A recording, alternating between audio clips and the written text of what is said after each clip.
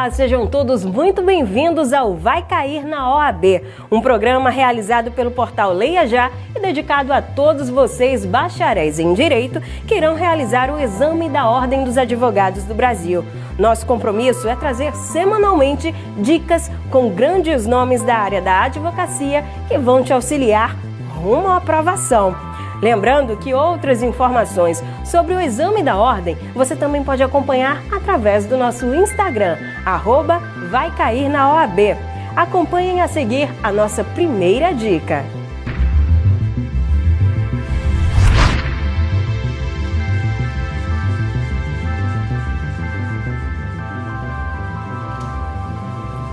A primeira porta que o bacharel, a bacharela em Direito normalmente tem que abrir ao final do seu curso é a prova do exame de ordem.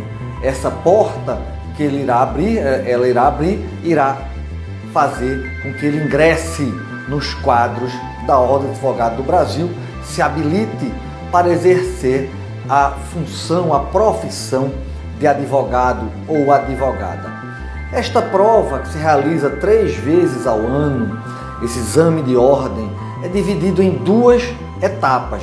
A primeira fase, uma prova eminentemente objetiva, em que o aluno, a aluna, deverá responder 80 questões dos mais variados assuntos, das mais variadas matérias, são mais de 10 matérias, cujas respostas são eminentemente objetivas.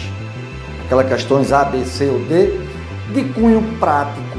Normalmente, os enunciados propõem um caso prático, aquilo que nós advogados, que nós professores, nos defrontamos no dia a dia das nossas profissões.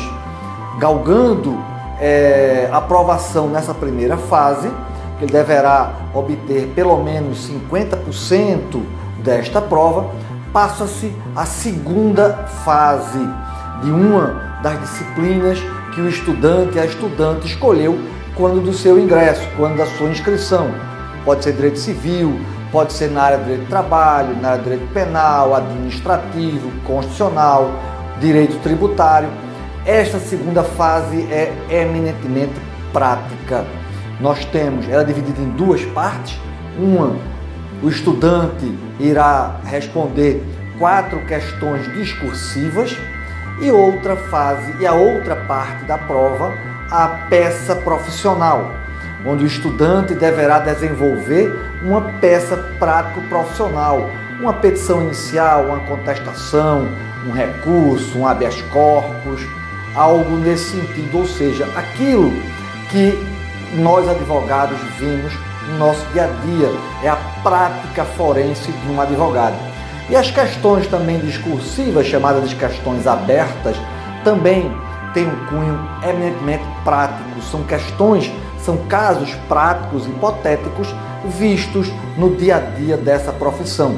Ultrapassada essa segunda fase, o estudante está devidamente aprovado e irá ingressar nos quadros da Ordem de Advogados do Brasil, habilitando-se para exercer a profissão de advogado ou advogada. Essas questões da primeira fase são textos normalmente longos, são textos que a gente chama de contextualizado, em que são propostos casos práticos em que é exigido do aluno a resolução desse caso. O aluno, a aluna deverá demonstrar qual a solução para aquele caso prático. Não é nada teórico, muito teórico, é de fato um caso prático. Um exemplo para nossos internautas, nossos seguidores, poderia dar, por exemplo, no direito processual do trabalho, questões que normalmente são perguntadas, por exemplo, dá-se um caso prático e esse caso tem a ver com a necessidade da realização de uma perícia técnica. É demonstrado um caso em que um funcionário, um reclamante, o autor de uma ação, busca, por exemplo, o pagamento adicional de periculosidade, e esse adicional de periculosidade é necessário se verificar através de uma perícia técnica. Esse perito, que não é um perito da justiça, é um perito nomeado pela justiça, não é um servidor público, é um perito nomeado pela justiça, ele deve receber os honorários ao final do processo. Então, normalmente perguntaria-se, ao final do processo, o reclamante, sendo vencedor no objeto da pretensão que levou à realização da perícia, quem irá pagar os honorários periciais? Isso é uma clara resposta que se verifica na lei. A CLT, a Consolidação da Lei do Trabalho, demonstra exatamente quem deverá receber, quem deverá arcar com os honorários periciais. É algo visto diariamente nos dia a dia dos fóruns trabalhistas. É um bom exemplo, inclusive um exemplo real que já caiu várias vezes nos exames de ordem.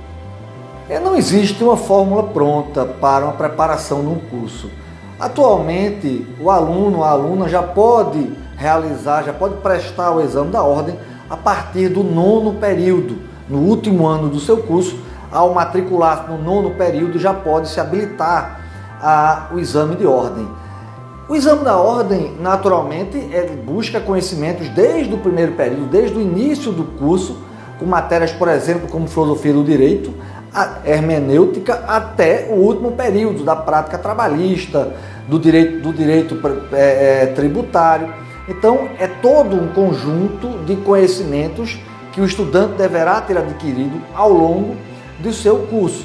Normalmente não deve pensar no exame da ordem apenas quando chegar no último semestre ou no 9º período, ou mesmo após se formar após colar grau. Agora, claro, um curso preparatório, um estudo mais direcionado para a prova da OAB é extremamente essencial. A acumulação desses conhecimentos adquiridos ao longo do curso, com a preparação bem específica para o exame da ordem, dentro daquela matéria, daquele assunto nas áreas da segunda fase, aquele assunto, aquela matéria, aquela disciplina que o aluno, a aluna tem mais aptidão, esse conjunto de fatores, tenho certeza, leva sempre à aprovação no exame de ordem. Esse foi o primeiro de uma série de programas chamados Vai Cair na OAB, desenvolvido pelo Leia Já. Convido todos e todas a nos acompanharem nas redes sociais, acompanharem no site do Leia Já, e nós teremos, a partir de hoje, dicas preciosas de diversos profissionais, diversos professores, advogados, diversos profissionais do direito para ajudar você a obter êxito no exame de ordem. Um abraço e até a próxima. E não esqueçam, sigam @Vai Cair na OAB. Lembrando que outras informações você também acompanha através do nosso Instagram, @Vai Cair na OAB. A todos vocês, muito obrigada pela companhia e até a nossa próxima dica. Tchau!